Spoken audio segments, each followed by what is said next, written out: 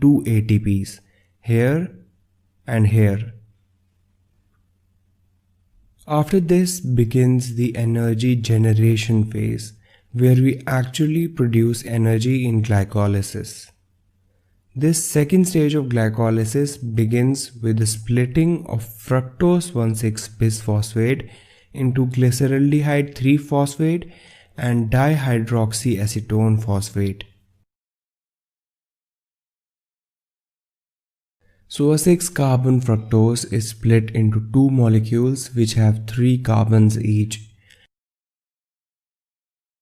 You can easily remember their names by the mnemonic GAP and DAP.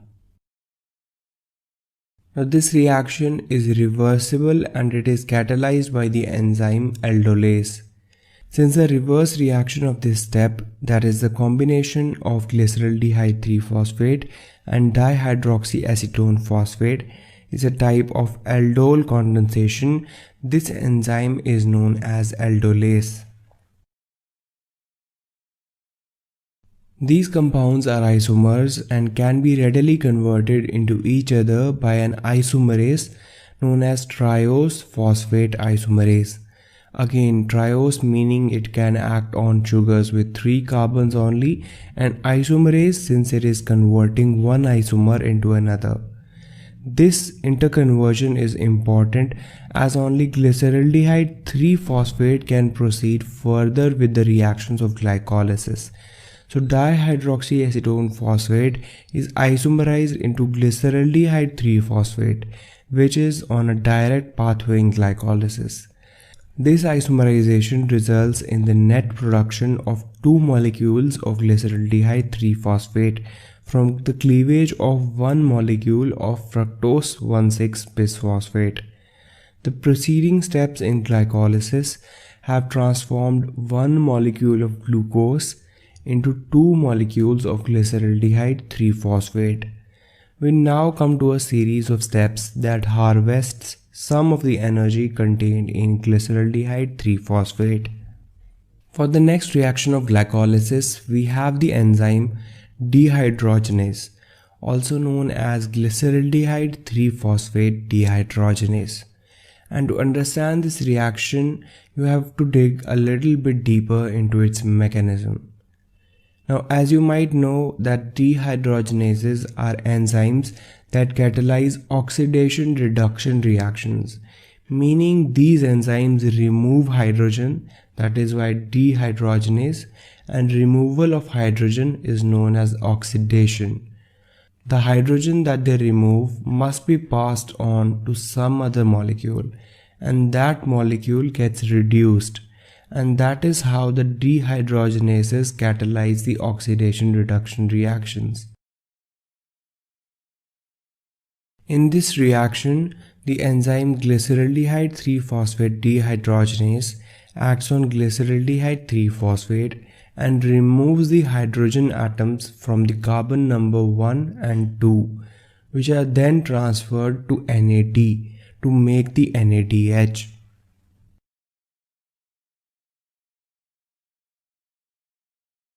Since water is also involved in this reaction, an OH group gets attached to the carbon number 1. Now this intermediate has high free energy and it is very unstable. It loses its excess free energy and the phosphate group gets attached to this intermediate, making it a stabler bisphosphate known as 1,3-bisphosphoglycerate. Because 2 phosphate groups are attached to it, now the new one being at the first carbon. So this is how the glyceraldehyde 3-phosphate gets converted to 1,3-bisphosphoglycerate. Now coming back to the main pathway of glycolysis, we started with glucose, a 6-carbon compound, which is then converted to glucose 6-phosphate, which after a few reactions is converted to fructose 1,6-bisphosphate, still a 6-carbon compound. It is then cleaved into 2 molecules which are 3-carbon compounds GAP and DAP. Only GAP can proceed further with glycolysis, which is fine as the DAP can be easily isomerized to GAP by triose isomerase. So if you look at it carefully, we now have 2 molecules of GAP for every 1 molecule of glucose that we started with. GAP is acted upon by GAP dehydrogenase enzyme and converted into a bisphosphate known as 1,3-bisphosphoglycerate, which is a high energy molecule and is used in the next few reactions to derive some energy in the form of ATP. The conversion of glyceraldehyde 3-phosphate to 1,3-bisphosphoglycerate uses a molecule of inorganic phosphate that is being attached to the carbon number 1. And this reaction is also very important in a sense that NAD is being converted to NADH. This NADH will be further used to make more ATPs in the electron transport chain. Now, since we have 2 molecules of glyceraldehyde 3-phosphate for every 1 molecule of glucose that enters glycolysis, 2 NADs are actually being reduced here, which generate 2 NADH. And here you can see the second phosphate group that is being attached to the glyceraldehyde 3-phosphate to make it a bisphosphoglycerate. In the next reaction, the high energy phosphate group that is attached to the carbon number 1 is used to make ATP. The enzyme that acts on this reaction is known as phosphoglycerate kinase. And as you know, kinases are enzymes that transfer phosphate groups from one molecule to another. Here, the phosphate group at the first position in the 1,3-bisphosphoglycerate gets transferred to a molecule of ADP, converting it into an ATP. The 1,3-bisphosphoglycerate is in turn converted to 3-phosphoglycerate, since the phosphate group at the first position is now lost. This is the first energy producing step that takes place in glycolysis, and it is also known as substrate level phosphorylation.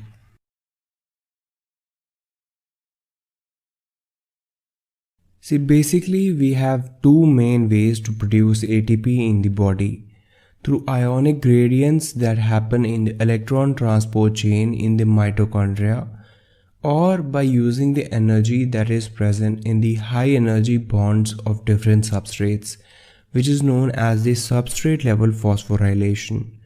In the conversion of 1,3-bisphosphoglycerate to 3-phosphoglycerate, the high energy bond between the carbon number 1 and the phosphate group is broken, and that energy is used to convert ADP into an ATP, which is an example of substrate level phosphorylation. Here you should also note that 2 ATPs are produced per molecule of glucose in this reaction, since 1 molecule of glucose was split into 2 earlier in glycolysis. After this, we are left with 3-phosphoglycerate, which has only 1 high energy phosphate group attached now. In the next 2 steps of glycolysis, the 3-phosphoglycerate gets converted to 2-phosphoglycerate and then to phosphoenol pyruvate. This phosphoenol pyruvate then loses its high energy phosphate group, which is then used to make another ATP by attaching that phosphate group to ADP. This phosphoenol pyruvate then gets converted into pyruvate. The enzyme which converts 3-phosphoglycerate to 2-phosphoglycerate is a mutase, more particularly known as the phosphoglycerate mutase. And after that, we have the enzyme enolase that acts on 2-phosphoglycerate to convert it into phosphoenol pyruvate. After this step, the enzyme pyruvate kinase acts on phosphoenol pyruvate to convert it into pyruvate. The phosphate group on the phosphoenol pyruvate is removed and used to convert an ADP to ATP. In this step also, you can note that two ATPs are produced, as one glucose was earlier split into two molecules of glyceraldehyde 3-phosphate. So we are basically done with the complex part of glycolytic pathway. Now you need to know just a few more things to understand glycolysis completely. So you need to know how fructose and galactose are used in this pathway. You also need to know how this pathway is regulated, meaning how hormones and other factors can increase or decrease the rate of glycolysis in different ways. How ATP is generated from NADH, and the last thing you need to know is the fate of pyruvate.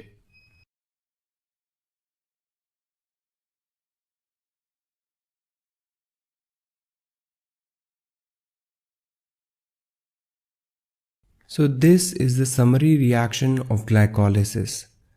Glucose plus 2 molecules of inorganic phosphate plus 2 NADs plus 2 ADPs give 2 molecules of pyruvate, 2 molecules of NADH,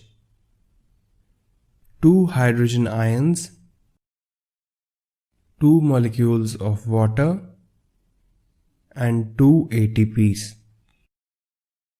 Now some of you may find this reaction easy to understand, but if you're like me and hate chemistry as much, let me decode this reaction for you.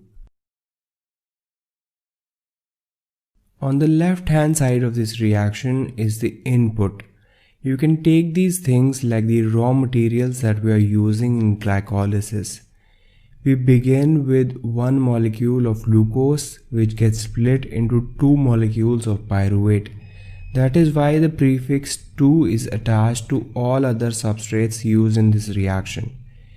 We use 2 inorganic phosphate molecules in this pathway. They are used in the step when glyceraldehyde 3-phosphate is converted to 1,3-bisphosphoglycerate.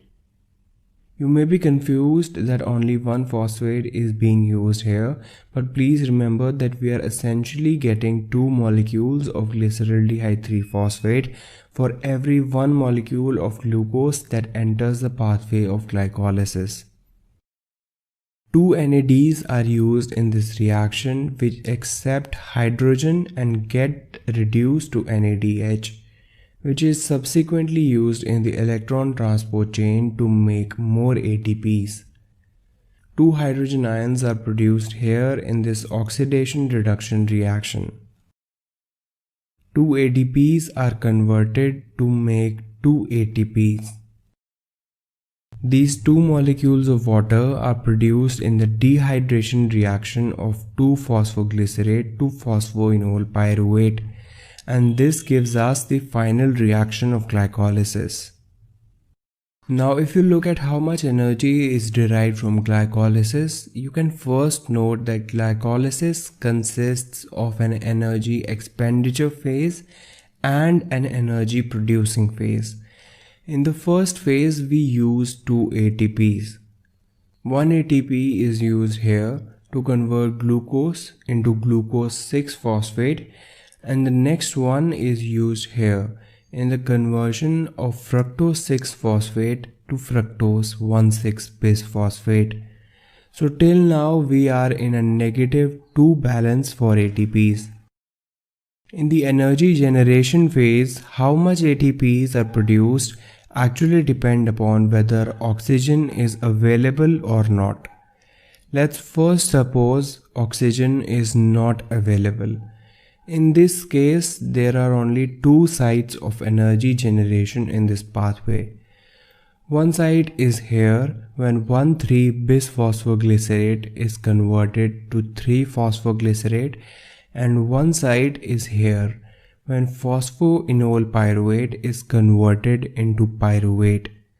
Both these are examples of substrate level phosphorylation that we discussed earlier. Now since we started with one molecule of glucose which was split into two, the number of ATPs produced in this reaction are actually 4 ATPs per molecule of glucose.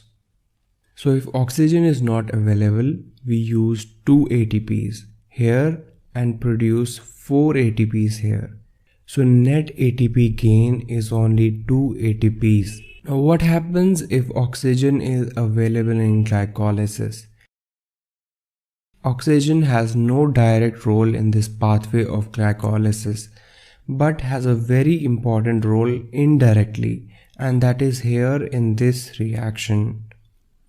Here, as you can remember, glyceraldehyde 3-phosphate is converted into 1,3-bisphosphoglycerate. The enzyme making it possible is the glyceraldehyde 3-phosphate dehydrogenase, which removes hydrogen from glyceraldehyde 3-phosphate and attaches it to NAD to make it NADH.